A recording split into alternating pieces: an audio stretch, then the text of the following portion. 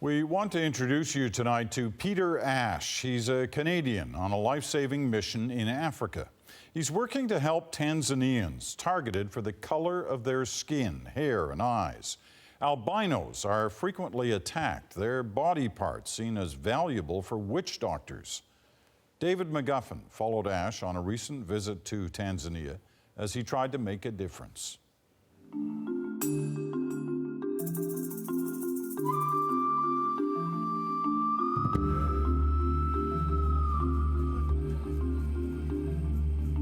Tanzania is unique in this part of Africa. Peaceful, largely crime-free, it's avoided the tribal conflict and political upheaval that has shaken more notorious neighbors like Kenya, Uganda, and Rwanda. But lurking beneath this sunny exterior is a dark secret, one that is only now coming into the open: the ritual murder and dismemberment of Tanzania's albinos. Saidi Abdallah is just one of the latest victims. Nahisi walitaka ambao wamenizuru na kuchukua, walitaka ambao wapate manufaa yao kwa jinsi wanavyozungumza kwamba marubino. We met Saidi in hiding at his sister's house in a village just 2 hours from Tanzania's largest city, Dar es Salaam. The arm he lost in the machete attack by 2 men at his farm was likely sold to a witch doctor, used in a potion. The going price for an albino arm is $2,000. An entire body can fetch $250,000. People butchered apart alive.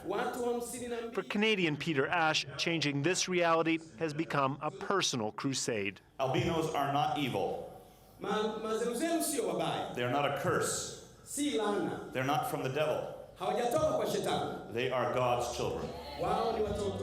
This open-air church service in Dar es Salaam is just one of the venues Ash, an albino himself, is working on his latest mission to Tanzania. Ash is a millionaire Vancouver businessman and former Baptist minister. But most importantly for Tanzania's albinos, he's their loudest and boldest defender. For the past 2 years, through his organization under the same sun, Ash has been working towards one goal: ending the slaughter of Tanzanian albinos. It's dehumanizing, right? That's why I had to get involved here. I mean, I couldn't imagine if someone tried to break into my home and, attacked my son in the middle of the night, or came after me and wanted to chop my arm off. It's a complete dehumanization. Many Tanzanians don't see albinos as human. They're called ghosts, demons, believed to be magical. And since 2007, there have been over 60 documented attacks on albinos. Most of them were killed, their bodies chopped up and sold like meat. Only a week after the attack on him, Saidi agreed to take us to the site. It was his first time returning since his arm was cut off. Nahisi jamaa mzara huyu na maawali na jamaa watu wa polini lao moja, kwa sababu bado mimi na mashaka na yeye. It's quiet at the farm, but the memories are raw.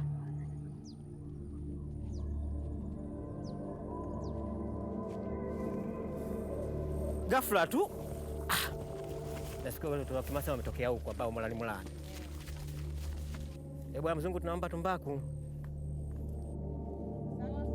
Wasomalia wema, umeona nikachuchumaa kama hivi, umeona, kwa sababu mtu anapokustukiza au sio bwana, uweze kujua.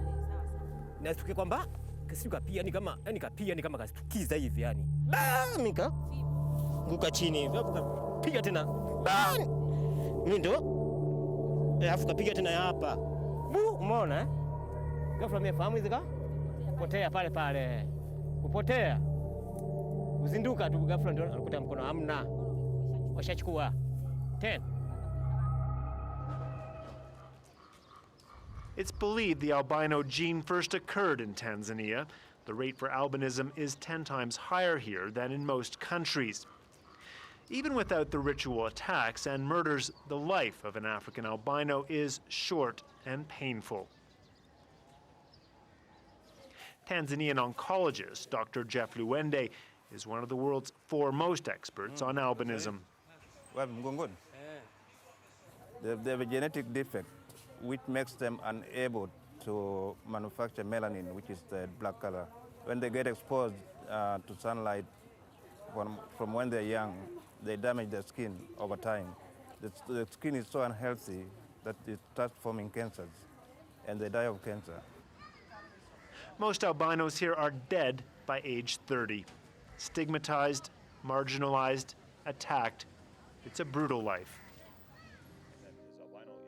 As a child, Ash himself experienced teasing and beatings, but his first visit to Tanzania in 2008 gave him a personal taste of how much worse it is here. Colleagues on the bus told me that they overheard people walking by or driving by on the downtown streets in Mwanza shout out upon seeing us, "Deal, deal." This is a phrase that's commonly used in certain parts of Tanzania when persons with albinism walk down streets. In other words, if I were to kill you and get your body parts, I could make a deal. I could get a lot of money. So deal, deal has almost become a descriptive phrase or a name for albinos. That you are a deal. If I chopped you up and sold you, I'd be wealthy. A recent survey found that 93% of Tanzanians believe in witchcraft. That was the highest rate of any country polled around the world. Just here in Mwanza district by Lake Victoria, there are an estimated 3,000 registered witch doctors. Poverty-stricken and deeply superstitious. In terms of albino attacks, Mwanza is ground zero.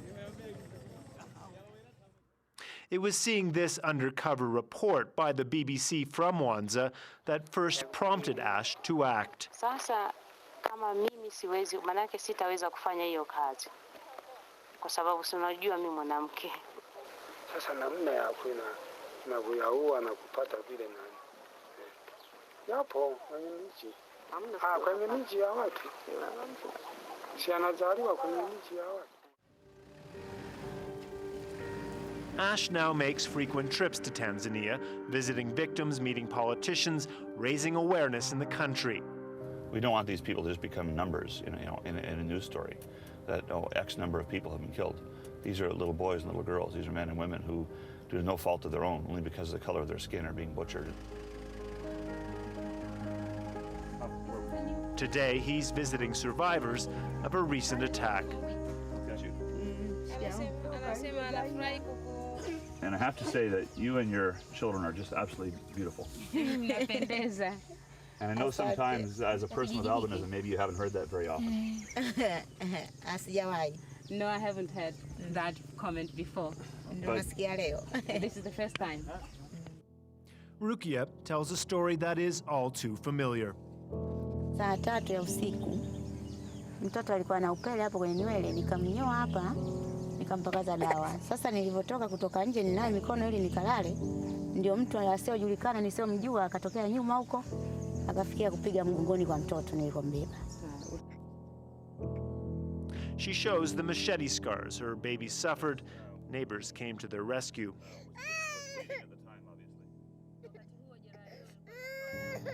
Kwa kweli watu wananiona kama mtu wa kawaida tu, kama ni binadamu mwenzao. Ila baada ya kutokea tukio hili, kusikia bala huko marubino wanauawa nini, ndio wakaanza na mimi kupita kunitisha tu. Hapa kuna dili, hapa kuna hela. She now lives in fear. Her daughter has stopped going to school. Under the same sun, we'll try to get the family to a more secure location and the eldest daughter into a boarding school. In all, they aim to get some 150 albino children into school this year. But on some levels, the results from Ash's advocacy have been disappointing. The government still largely treats the issue as an embarrassment it would rather ignore. Albino attacks are handled with wariness by the legal system. There's clearly only been 2 cases of the 55 murders that have been prosecuted through the courts to the extent that a conviction was handed down. So there's still 53 murder cases that have not reached conviction, and 6 other attacks that didn't result in death haven't reached conviction. So, I mean, it's a fraction. It took us, 2 years to get 2 convictions. So the wheels of justice seem to be grinding quite slowly. Vicky Entertainment is the journalist who filmed the BBC's undercover story. She now works for Under the Same Sun. She's received death threats from within the Tanzanian government for her efforts. The last warning actually came also from a police officer, and it's not just a police officer, but a high-ranking police officer, saying that if I continue to write and broadcast stories on albino killings and witch doctors, the witch doctors will kill me.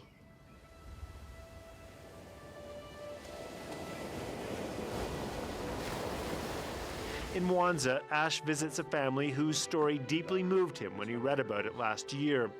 In June 2009, 22-year-old Jessica Charles was kidnapped and murdered coming home from a church social. Her mother still can't talk about it. Her father had to identify the remains. Mwili tulikuta umekatwa mikono yote begani na miguu kukatia hapa. So they've traumatized an entire family forever because of their selfishness and their greed. And I feel angry. I can't understand the evil that would motivate someone to do something like this. She was sold out by her fiancé. Relatives are often involved in the killings, sacrificing loved ones for profit. With Ash, Jessica's father visits the gravesite.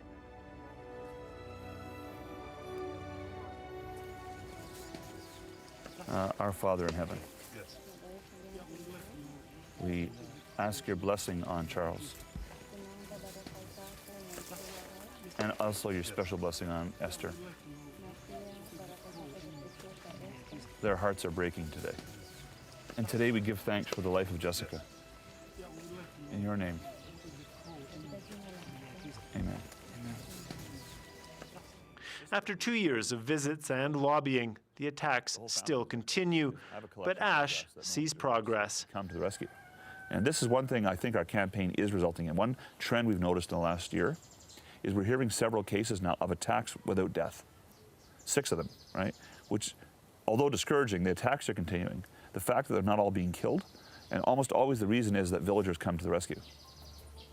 And so that tells me there's a current of good people in Tanzania who are saying enough is enough. For now, that gives hope enough to keep this Canadian albino fighting for his brothers and sisters here under the African sun. David McGuffin, CBC News, Mwanza, Tanzania. Well, since David visited Tanzania, there's been one more conviction, and we spoke to Peter Ash today. So far this year, his group has put 100 at-risk children into safe boarding schools.